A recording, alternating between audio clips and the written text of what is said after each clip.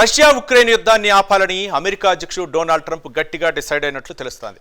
Russia అధినేత పుతిన్కు strong warning ఇచ్చారు. 50 రోజుల్లోగా యుద్ధానికి ఎండ్ కార్డు వేయాలని పుతిన్కు ఆయన హుకుం జారీ చేశారు. ఈ మేరకు ఒక ఒప్పందానికి రావాలన్నారు. లేనట్లయితే భారీ ఎత్తున సుంకాలు విధిస్తానని హెచ్చరించారు. అసలు ట్రంప్కు ఇంతగా ఆగ్రహం రావడానికి కారణం ఏంటి?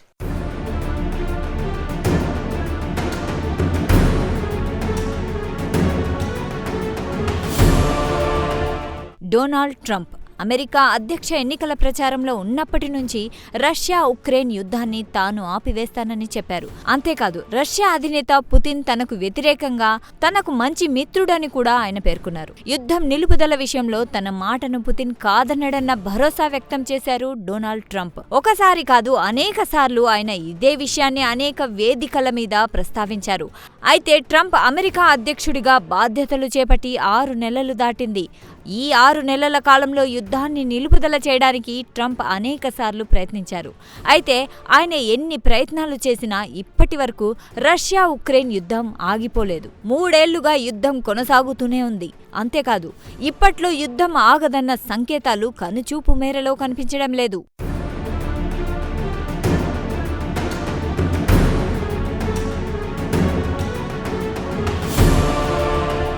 మూడేళ్లుగా కొనసాగుతున్న రష్యా ఉక్రెయిన్ ఇప్పటికీ కొనసాగడం ట్రంప్కు పెద్ద మైనస్ పాయింట్గా మారింది. ఇటీవల నోబెల్ శాంతి బహుమతిపై ట్రంప్ కన్నేసిన సంగతి తెలిసిందే. ఈ సందర్భంలో ప్రపంచంలో అనేక సంక్షోభాలను తాను పరిష్కరించగలిగానని ఆయన చెప్పుకున్నారు. అంతేకాదు అనేక యుద్ధాలను ఆపగలిగానని కూడా ట్రంప్ ఈ సందర్భంగా గొప్పగా చెప్పుకున్నారు. అయితే ట్రంప్ విమర్శలకు రష్యా ఉక్రెయిన్ యుద్ధం ఒక ఆయుధంగా దొరికింది. 3 ఏళ్లుగా కొనసాగుతున్న రష్యా ఉక్రెయిన్ యుద్ధాన్ని ఈ సందర్భంగా వారు తెర మీదకి తీస్తున్నారు.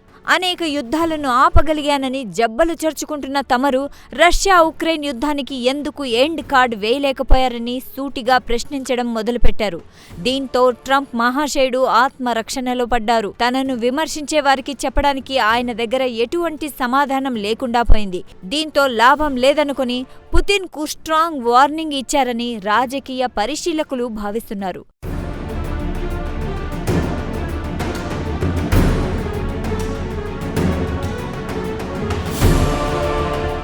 ఇక్కడ మరో పాయింట్ ఉంది. పుతిన్ పట్ల డొనాల్డ్ ట్రంప్ మెతక వైఖరి అవలంబిస్తున్నారన్న అభిప్రాయం అంతర్జాతీయ రాజకీయ వర్గాల్లో నెలకొంది. ఎంతసేపు ఉక్రెయిన్ అధినేత జెలెన్స్కీ పట్ల ఆగ్రహం వ్యక్తం చేసే డొనాల్డ్ ట్రంప్ రష్యా అధినేత విషయం వచ్చేసరికి సర్దుబాటు ధోరణితో వ్యవహరిస్తారన్న అభిప్రాయం కూడా అంతర్జాతీయ రాజకీయ వర్గాల్లో నెలకొంది.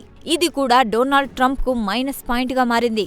అవసరమైతే తాను పుతిన్ పట్ల కూడా కఠినంగా వ్యవహరించగలనని డొనాల్డ్ ట్రంప్ నిరూపించుకోదలుచుకున్నారు.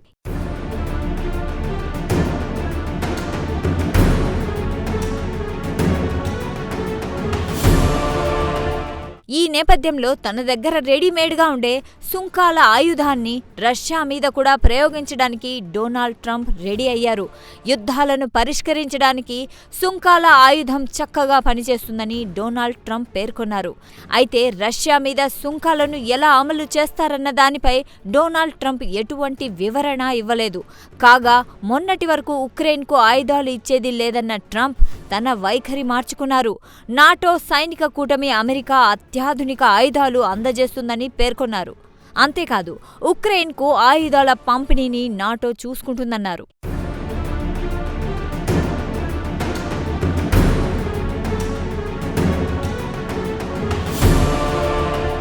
ఇదిలా ఉంటే డొనాల్డ్ ట్రంప్ హెచ్చరికలను పుతిన్ ఎంతవరకు పట్టించుకుంటారన్నది వేచి చూడాల్సిన అంశమే. పుతిన్ అంత త్వరగా దారికి వచ్చే నేత కాడు. ఈ విషయం యావత్ ప్రపంచానికి తెలిసిందే.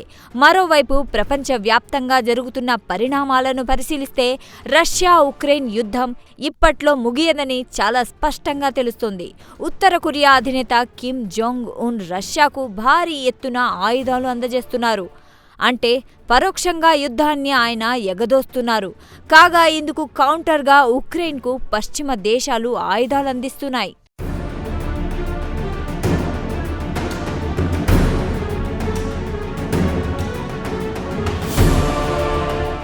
ఏమైనా యుద్ధం ఎప్పుడూ వేడుక కాదు. యుద్ధం అంటే అంతులేని విషాదమే. ఇప్పటికే 2 ప్రపంచ యుద్ధాలు జరిగాయి. ఈ 2 యుద్ధాలు అంతులేని విషాదాన్ని తీసుకొచ్చాయి. ఈ నేపథ్యంలోనే హింసకు తావులేని సమాజాన్ని ప్రపంచం కోరుకుంది. శాంతి కోసం యావత్ ప్రపంచం పరితపించింది. ప్రధానంగా ఒక పరిణతి చెందిన దేశాధ్యక్షుడిగా పుతిన్ వ్యవహరించడం లేదన్న విమర్శలు వినిపిస్తున్నాయి. ఒక యుద్ధోన్మాదిలా పుతిన్ ప్రవర్తిస్తున్నాడన్న విమర్శలు ఉన్నాయి. అగ్నికి వాయువు తోడైనట్లు మరో యుద్ధోన్మాది కిమ్ కూడా పుతిన్కు తోడయ్యాడు. ఈ మొత్తం ఎపిసోడ్ను పరిశీలిస్తే రష్యా ఉక్రెయిన్ యుద్ధానికి ఇప్పట్లో తెరపడదంటున్నారు అంతర్జాతీయ వ్యవహారాల నిపుణులు. ఏమైనా ట్రంప్ ప్రయత్నాలు ఫలించాలని ఆశిద్దాం. రష్యా యుద్ధం నిలిచిపోవాలని కోరుకుందాం.